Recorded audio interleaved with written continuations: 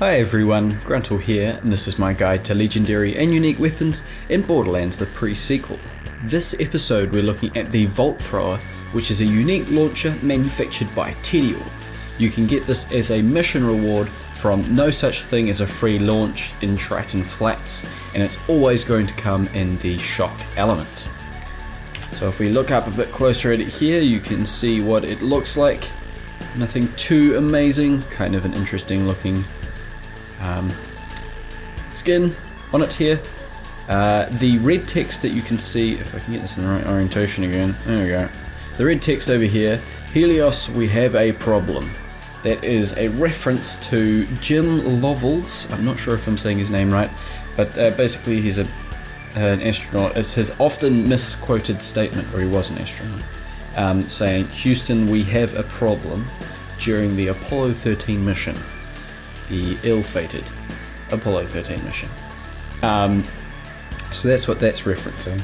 The name Vault Thrower, I guess, just refers to the fact that it is a Tediore, so you throw it when you reload it, and it is shock element, so Vault Thrower.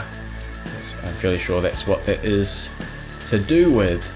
Now, parts of this weapon. So, the barrel of this launcher is the Vladoff barrel, which means it gives no buffs and no debuffs, so we can just move right on. It's always going to spawn with the Tediore barrel. Next up we have the grip, which is the Torg grip I've put on here. You can find it with any kind of grip, but the Torg grip increases the damage and decreases accuracy, decreases reload speed, and increases recoil. But the main thing here is that it's increasing damage, because with this weapon it has a low damage value. I'll show you compared here to a purple version, quite a low damage value. So 229 versus 260, about 30,000 damage less at level 70 here. And that's a completely same parted purple version to the blue version. So I'm trying to increase the damage of this to make it a bit more usable. Next up we have the exhaust, which is the Torg exhaust, which also adds damage but also decreases the fire rate. So at the moment we've got less accuracy, more recoil, slower reload speed, and less fire rate because of the two torque parts. So it's not too great on those fronts, but we are increasing that damage, which is nice. Next we have the sight here. It is the Vladoff sight, and I've gone with that because that increases the fire rate. It kind of counteracts the decrease in fire rate from the exhaust. And also means that you can get more shots off per second, meaning you can hit more damage into the enemies, or at least that's what I am hoping. And lastly, the attachment here is the weapon swap speed increase attachment. Of course, it also increases the reload speed of the weapon, and that's just so you can switch to it if you're in fight for your life and you want to get this weapon out quite quickly. That gives the swappers prefix in the Tediore launcher.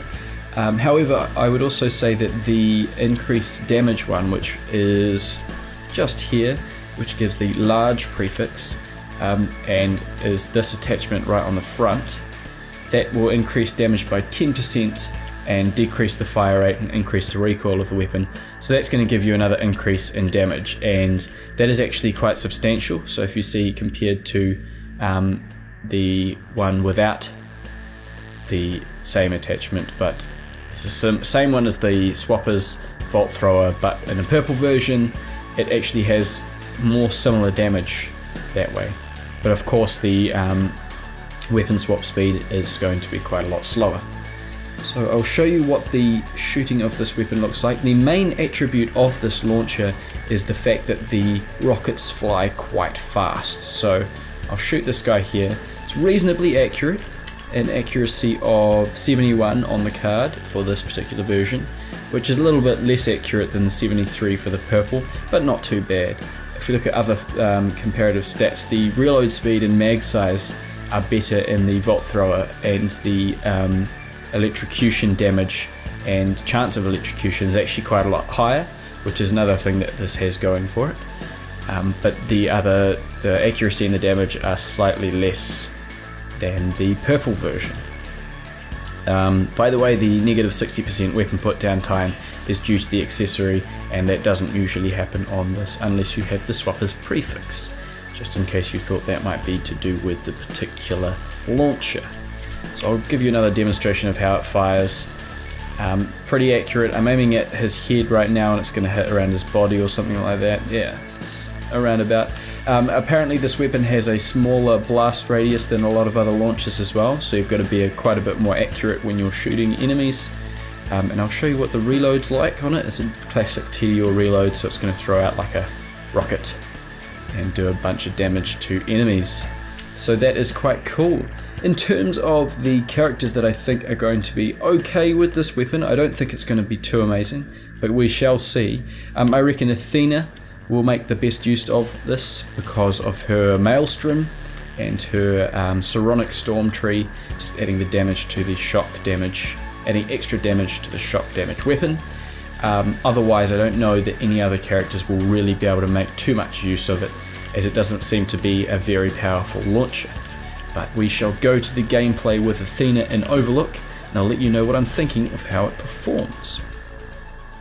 So we're here in Overlook with the Volt Thrower, and interestingly enough, this is actually a semi-decent rocket launcher.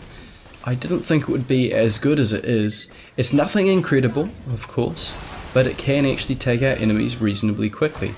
I think it may be just that Maelstrom on Athena is pretty awesome, but it might be that it's actually a decent weapon, so I guess you'll have to test that out with your own characters when you get it during the game.